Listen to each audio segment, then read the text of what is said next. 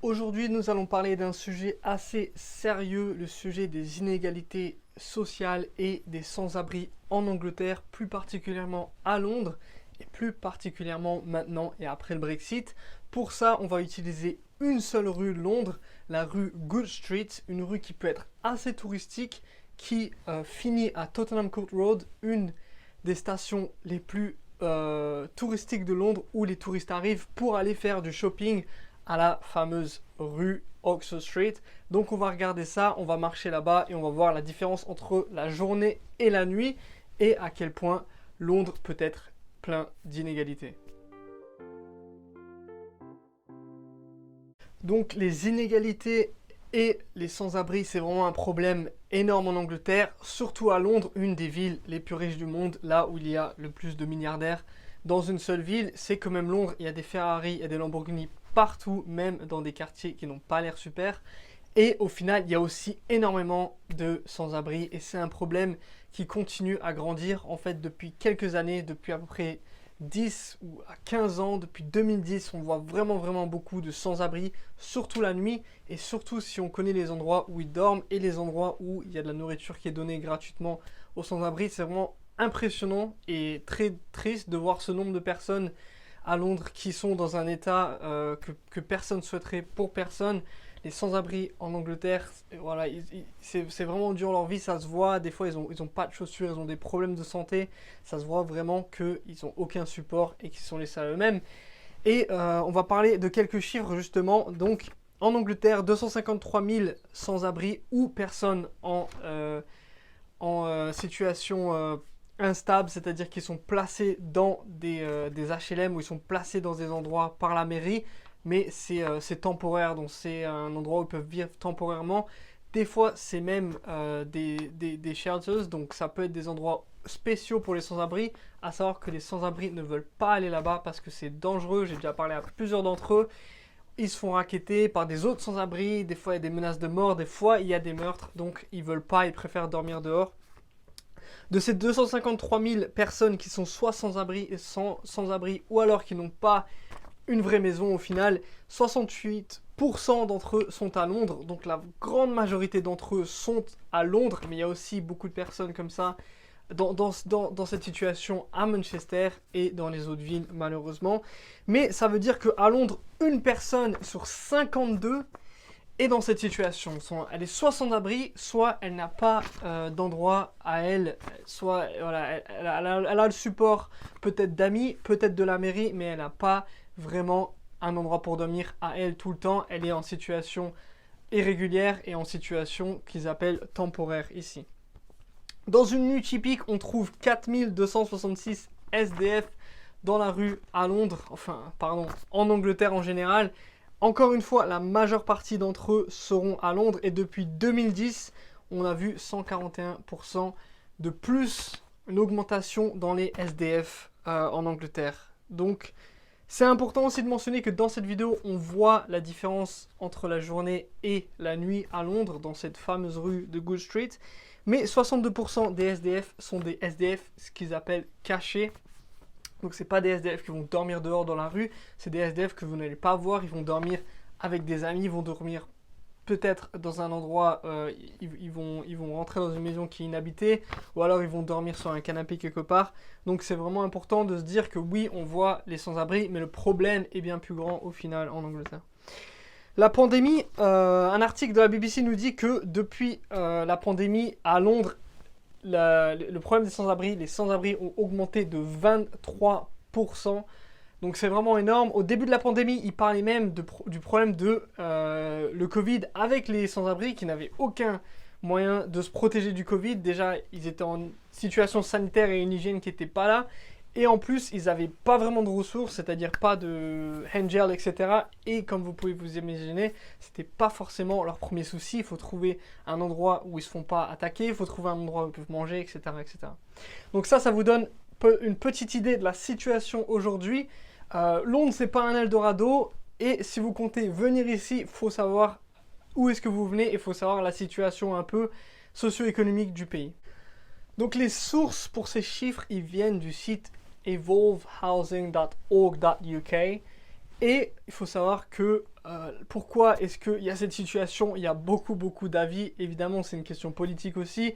Je pense qu'on voit beaucoup l'année 2010, c'est parce que c'est quand le gouvernement de droite a eu beaucoup plus de pouvoir et beaucoup plus d'influence. Et voilà, c'est pas forcément le gouvernement qui va aider les sans-abri. Ça peut être une situation assez délicate et il y a beaucoup d'avis. Dans cette vidéo, on va pas forcément parler politique, on va plutôt parler de la situation aujourd'hui, qui est terrible, et à quel point la situation pourrait changer maintenant qu'il y a le Brexit. Il y a beaucoup de sans-abri au final, ils se trouvent dans cette situation. C'est vrai qu'à Londres, c'est très cher. Et des fois, ça peut être des personnes qui venaient d'Europe ou de l'Europe de l'Ouest aussi, ou n'importe où en Europe au final parce que c'est très cher. Donc j'ai vu moi-même des personnes qui faisaient la manche dans la rue pour pouvoir payer un acompte pour une chambre à Londres. Un acompte pour une chambre à Londres, c'est déjà au moins 500 €. Ça veut dire qu'ils doivent réussir à avoir 500 € juste pour pouvoir mettre le prix pour rentrer dans la chambre et ensuite doivent payer 500 € par mois juste pour vivre dans une chambre qui n'est pas terrible. Donc c'est très dur en fait de sortir de cette situation pour eux et c'est pour ça qu'il y a des gens qui restent dans cette situation plusieurs années et au final ils peuvent rien faire.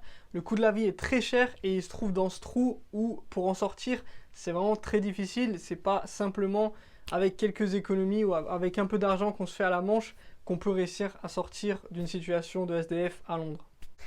Et Londres en général, et l'Angleterre en général, est quand même un pays très inégalitaire. Si on regarde les coefficients Gini par exemple, qui vous donnent une idée de l'inégalité dans le pays, déjà l'Angleterre en général c'est assez haut, mais Londres c'est la région d'Angleterre la plus haute. Donc il y a vraiment beaucoup d'inégalités ici. Il y a des personnes évidemment qui gagnent énormément d'argent, qui travaillent en finance, etc., qui ont certains bénéfices par rapport aux taxes, des choses préférentielles, etc. Et de l'autre côté, il y a quand même une énorme partie de Londres qui galèrent, qui soit sont des SDF, soit ne gagnent pas beaucoup. Ils travaillent dans des travails qui sont précaires. À Londres, il faut savoir qu'en Angleterre, il faut savoir qu'on n'a pas les mêmes droits qu'en France, c'est-à-dire qu'il y a des contrats qui sont extrêmement précaires. Je ferai une autre vidéo là-dessus, mais il y a par exemple les contrats de 0 heure où vous êtes engagé à travailler pour une entreprise. Ils peuvent vous donner jusqu'à 0 heure par semaine, ça veut dire qu'ils ne vous paieront pas du tout, mais vous êtes quand même engagé. Et à un moment, il y avait même une clause dans le contrat où vous n'avez pas le droit de travailler pour quelqu'un d'autre, c'est-à-dire que vous êtes tout simplement un esclave. Mais bon, ils ont enlevé ça, maintenant vous pouvez faire plusieurs choses en même temps. C'est toujours un contrat qui est extrêmement cruel. Au final, c'est comme si vous étiez en intérim super instable, mais avec une seule boîte qui peut vous appeler à n'importe quel moment. Dès lors qu'ils n'ont plus besoin de vous, ils vous disent au revoir, revenez peut-être demain et vous ne savez pas combien vous allez gagner. C'est impossible de planifier comment vous allez payer votre salaire, ou votre loyer, etc. Vous ne gagnez jamais le même salaire. C'est horrible et à peu près 3 millions de personnes sont dans cette situation. Donc c'est quand même un contrat qu'on voit un peu partout et ça montre un peu les problèmes d'inégalité en Angleterre. Mais qu'en est-il après le Brexit? Pourquoi j'ai choisi cette rue? C'est parce que c'était une rue extrêmement touristique, c'est une rue du centre-ville de Londres et on voit bien la différence entre les personnes qui viennent faire du shopping, dépenser des milliers d'euros dans la journée et la nuit où il y a des personnes sans abri où ça galère. Donc après le Brexit, à quoi est-ce qu'on peut s'attendre? Est-ce qu'on peut s'attendre à plus d'inégalités, à moins d'inégalités? C'est une question assez compliquée, mais je vais vous donner quelques points. La première chose, c'est le gouvernement actuel en Angleterre, le gouvernement conservateur, qui est plus pour des mesures qui favorisent l'inégalité en quelque sorte, des mesures un peu plus capitalistes, bien loin du système qu'on a en France. Il y a beaucoup de chances pour qu'ils restent un peu plus longtemps. Ils se sont occupés du Brexit, ils s'occupent de la pandémie. Au final, même si les gens ne les aimaient pas tant que ça allait, c'était un peu le gouvernement voilà, par défaut. Et bien au final, maintenant, ils sont montés dans les statistiques, ils sont dans une bonne position. Le gouvernement des travailleurs en face, c'est pas terrible, ils ont eu beaucoup de problèmes. La dernière élection, ils ont perdu beaucoup de sites. Donc au final, ils sont dans une bonne position et si ça continue comme ça, on ne peut pas voir de mesures en fait qui vont venir pour annuler des inégalités qu'on trouve aujourd'hui. On va plutôt continuer à aller dans le même sens. Le deuxième point par rapport au Brexit, c'est l'immigration économique qu'on va voir. De nos jours, enfin avant le Brexit, il y avait beaucoup de personnes évidemment qui venaient d'Europe. En Angleterre, On a à peu près 3 millions d'Européens. Il y a 6 millions de personnes quasiment qui ont fait la demande de settled status ou de pre-settled status, donc le visa spécial si vous voulez pour les Européens. Donc c'est quand même énorme. Et maintenant, ces personnes, beaucoup ne pourront plus venir parce qu'il y a des nouvelles règles. Vous devez venir avec un certain salaire, avec un certain diplôme, avec un certain niveau d'anglais. Donc ça veut dire que les personnes qui vont venir seront plus qualifiées, qu'elles pourront avoir des travails qui payent beaucoup plus. Et c'est ce genre de personnes qu'on va s'attendre à avoir. Et mon avis personnel, c'est qu'on va voir plus de personnes qui viennent par exemple de Chine ou qui viennent des pays où l'Angleterre fait des pays qui font partie du Commonwealth. Donc ça peut être l'Australie, ça peut être des pays comme ça où les personnes sont déjà en fait dans une certaine position. Et donc c'est ce genre d'immigration économique qu'on va recevoir en Angleterre. Et c'est exactement en fait ce que le gouvernement des conservateurs veulent faire.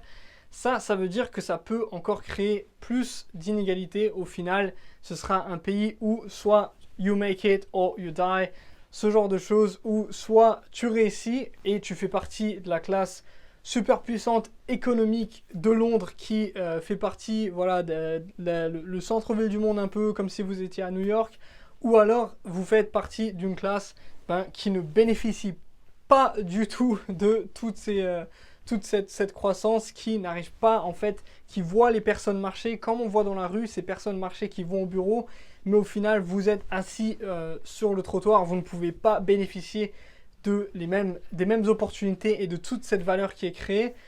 Il y a moyen qu'on aille dans cette direction. Une autre influence, ça va être les problèmes dus justement au Brexit et à la pandémie. On a dépensé énormément d'argent, le gouvernement et les personnes qui payent des taxes ont dépensé énormément d'argent par rapport à ces deux choses. Donc le Brexit, ça coûte beaucoup d'argent et la pandémie, évidemment, ça coûte des milliards. Donc une fois que tout ça est passé, il y a moyen que le gouvernement se dise, et on entend déjà beaucoup parler de ça dans la presse par rapport au gouvernement conservateur, par rapport aux trésoriers, qui se disent qu'il va falloir se serrer la ceinture, et se serrer la ceinture dans leurs termes, ça veut dire ne plus donner d'argent aux pauvres en quelque sorte, c'est ça. Donc ça veut dire qu'on peut s'attendre à des mesures après le Brexit et en même temps après la pandémie quand ça commence à se finir, qui ne vont pas vraiment aider les pauvres. Et en plus de ça, un autre point par rapport à la pandémie qui est connecté à ça, le gouvernement il en parle aussi, mais bon, on s'attend à voir ce qui va se passer. Il y a énormément de personnes qui ont un trou en quelque sorte dans leur vie, dans leur développement. Soit il y a une période où ils ne sont pas allés à l'école, ils n'ont pas travaillé, etc. Et ça va avoir un impact sur toute leur vie au final. Donc si on ne fait pas quelque chose pour changer la situation, ça va créer encore plus d'inégalités. Les personnes qui ont perdu du temps en quelque sorte, c'est les personnes qui ne venaient pas d'une certaine classe, les personnes qui avaient de l'argent, qui pouvaient très bien se payer des cours privés ou alors qui pouvaient continuer à avoir des opportunités de stage, des opportunités de travail dans un bureau à distance ou des opportunités de travail de chez eux, etc. Ces personnes-là ne sont pas dans la même classe que les personnes qui étaient dans une école publique, qui avaient moins d'opportunités, qui étaient en train de chercher un stage, mais à cause de la pandémie, ils n'ont pas pu le faire, ils ont dû redoubler. Bon, le redoublement, ça n'existe pas trop en Angleterre, mais ils ont dû refaire. Ils ont pris une année sabbatique, ce genre de choses. Ces personnes-là sont tout à fait différentes de ce groupe-ci. Et si on ne fait rien pour changer la situation, pour aider ces personnes du premier groupe qui ont eu un problème par rapport à la pandémie, ça va créer énormément d'inégalités en plus. Et donc au final, le projet, c'est ça. Le projet du Brexit, le projet du gouvernement, c'est un peu de créer un pays qui est pour les personnes, c'est un pays capitaliste qui est pour les personnes vraiment qui ont déjà des avantages ou alors qui sont d'une certaine classe. C'est pour ça que le pays est créé, c'est pour ça que les idées, les mesures sont mises en place. On n'a pas en tête le sans-abri, on a en tête la personne qui travaille en finance, la personne qui travaille en business. Comment est-ce qu'on lui facilite la vie? Comment est-ce qu'on fait pour que cette personne ait plus de succès? On ne se dit pas comment est-ce qu'on fait pour que cette personne qui dort dans la rue, elle sorte de cette situation. C'est pas des discussions qu'on voit vraiment dans le gouvernement actuel et pendant les dernières années au final. Et pourtant, ce problème continue à grandir. Donc quand on vient de France, il faut savoir qu'il y a beaucoup de mes amis qui viennent de France qui ont un problème avec ça parce que voilà, ils voient l'environnement ici comme très dur où si vous avez un problème, si vous tombez, personne ne va vous rattraper. Et ils sont inquiets en fait parce que en France en fait il y a toujours l'État qui est là pour vous tenir la main ou alors pour vous protéger si vous avez un problème. En Angleterre c'est pas le cas. N'importe qui peut avoir des problèmes, devenir sans abri, n'importe qui, même moi.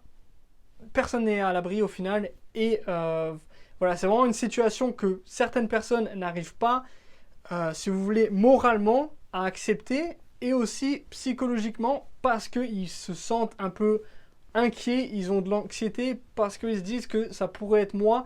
Je suis à 1 mois ou 2 mois d'être dans cette situation, si j'ai un problème avec mon travail, etc. Les loyers sont très hauts, votre vie coûte très cher. Si vous avez quelques problèmes, vous pouvez finir dans une situation terrible. Il faut savoir qu'en Angleterre, on pose souvent cette question. Si vous perdez votre travail, il n'y a pas de chômage, on va vous donner peut-être 100 € par semaine, ce qui va payer un quart de votre loyer ou la moitié si vous vivez dans un truc pas trop cher. Donc voilà, il faut se dire que après le Brexit, peut-être que les inégalités par rapport à ce que j'ai discuté, elles vont augmenter. C'est un peu ça le projet. Mais en même temps, il y a une autre tendance qui est que parce qu'il y a beaucoup de personnes qui ne viennent plus en Angleterre pour travailler dans les cafés, dans les restaurants, etc., la demande est très haute et on a vu ça en Amérique aussi. Et ça veut dire qu'il y a des salaires qui augmentent dans cette industrie, dans l'industrie des hôtels, des restaurants, des cafés, qui est énorme à Londres. Je crois qu'il y a 75 000 restaurants, ce genre de nombre. Donc ça veut dire que ça peut-être être une bonne nouvelle, mais en même temps, les Anglais ne veulent pas faire ce travail. On a vu dans la BBC, il y avait une fois un article, il y avait même toute une discussion dessus où les Anglais ne veulent pas travailler dans les cafés. Si vous allez prendre un café quelque part, c'est rare de trouver un Anglais. Et cette personne, ce manager, se plaignait qu'il reçoit sur 20 candidatures, il y avait seulement un Anglais en moyenne. Donc peut-être que voilà, ça va créer une classe un peu différente par rapport aux personnes qui sont déjà sur place, les Anglais et les immigrants économiques qui étaient déjà venus, donc les 3 millions de personnes qui ne font pas partie de la classe professionnelle, à voir. Mais en même temps, il faut se garder à l'esprit que le projet est d'amener le plus de personnes compétitives en Angleterre, de créer vraiment une ville, parce que c'est Londres au final, qui est très très compétitive. Et qui dit compétitive dit il faut qu'on enlève les garde-fous, si vous voulez. Comme ça, la compétition, elle peut augmenter plus rapidement.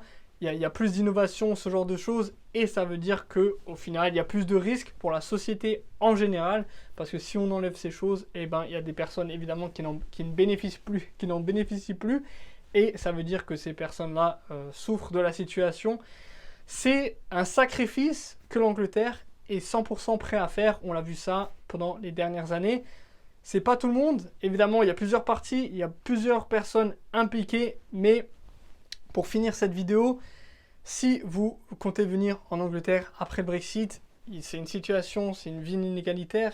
Et sûrement, ça va continuer à être une vie inégalitaire. Si vous voulez faire quelque chose, il y a beaucoup d'associations qui aident en Angleterre. Il y a l'association Shelter, donc qui aide, qui donne des dons, qui aide les personnes à trouver un endroit où dormir. Il y a aussi des associations locales dans chaque counties en Angleterre et à Londres d'ailleurs, surtout à Londres. Donc il y a une personne qui va s'occuper de certains quartiers.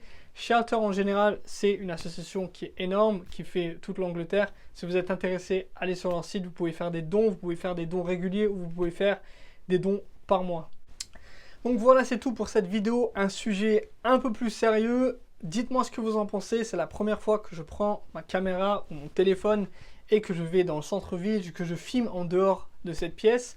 C'est un peu plus le projet de vous montrer vraiment la vie à Londres et la vie en Angleterre. Pour une personne qui vit ici, vraiment, qu'est-ce que c'est, à quoi ça ressemble et comment est-ce qu'on vit. Donc j'ai des idées de vidéos, par exemple, la vie en famille à Londres qui est très très différente de la vie quand on est tout seul et qu'on vit dans une chambre en coloc. Il y a beaucoup de sujets, donc si ça vous intéresse, n'hésitez pas, mettez-moi un like, mais aussi dites-moi dans les commentaires si ce genre de vidéo vous intéresse un peu plus. Là, il n'y avait que le début de la vidéo où il y avait des vidéos de dehors, mais quand j'aurai un peu plus d'investissement pour faire des vidéos un peu plus longues, un peu plus recherchées, le projet, ça va être de faire des vidéos complètes où je vous montre vraiment la vie à Londres, comment c'est. Et on parle de sujets qui sont importants si vous venez vivre ici à Londres. Donc voilà, c'est tout pour cette vidéo d'un sujet, encore une fois, assez sérieux. Si vous avez apprécié cette vidéo, encore une fois, dites-le moi. On parlera d'autres sujets assez sérieux dans des vidéos, d'autres sujets moins sérieux. En attendant, si vous avez besoin d'aide pour votre CV, n'oubliez pas, vous pouvez m'envoyer un mail. Vous pouvez regarder le site dans la description. Et pour les sources qu'on a utilisées aujourd'hui, il y a aussi le lien dans la description. Pour le CV, vous le savez peut-être, mais une partie de l'argent que je fais en donnant des services de CV va aider l'éducation en Palestine. Peut-être qu'à un moment, on aidera aussi les sans-abri. Si vous avez des associations qui vous intéressent, n'hésitez pas à me le dire en commentaire. Je vais regarder et je les considère, de préférence des associations assez locales où c'est un groupe de personnes, voilà, peut-être 10-15 personnes qui font quelque chose ensemble et où tous les dons sont utilisés pour simplement en fait les personnes qui aident. Merci beaucoup pour votre attention et je vous retrouve dans une prochaine vidéo.